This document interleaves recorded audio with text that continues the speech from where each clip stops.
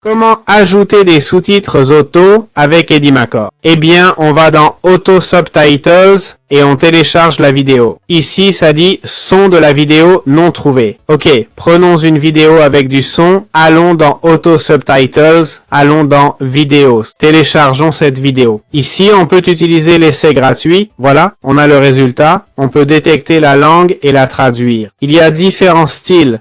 Comme on voit. C'est simple d'ajouter des sous-titres auto. Si vous êtes dans l'éditeur, vous avez une section sous-titres à utiliser. Voilà, c'est aussi simple que ça. Bien, voyons comment créer une vidéo IA avec Edimacore et HitPub. On clique sur « Générer vidéo IA » pour choisir une idée ou convertir un script en vidéo. Les médias seront sélectionnés automatiquement avec du contenu créé par IA.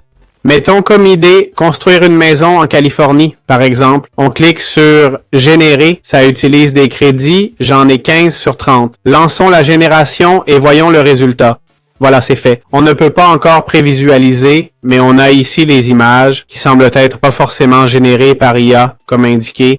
On a de la musique qu'on peut enlever, désactiver ou changer si on veut. Il y a des sous-titres qui disent « Prêt à construire votre maison en Californie », etc. Les sous-titres parlent un peu et on peut changer leur style comme ça pour les rendre un peu plus jolis. Ici, l'image change toutes les 3 secondes. On peut utiliser Autopic pour avoir plusieurs images. Donc, dans la première image, il devrait y avoir 2 images en théorie. Le deuxième changement, une image, puis une autre et une autre. Voilà. Il semble que ça dure 3 secondes. Je ne sais pas si on peut changer ça. Apparemment non.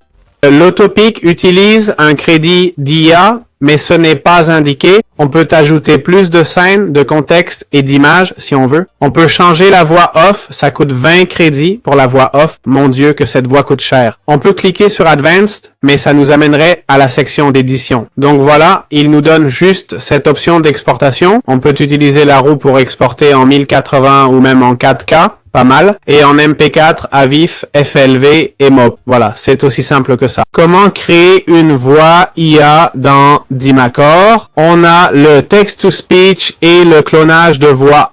2 options, utilisons le text-to-speech. On peut saisir un texte et générer une voix parmi nos acteurs. On choisit la langue, l'accent, l'usage, le genre, l'âge, etc. Voilà. D'autre part, on peut cloner une voix. Ça se fait en important une vidéo. La voix est clonée. J'annule, je ne veux pas de clone, mais on peut l'utiliser après. On clone ici, puis on l'utilise pour le text-to-speech. Tout ça est dans l'éditeur, section audio, si projet créé. C'est simple, j'espère que ça vous a plu.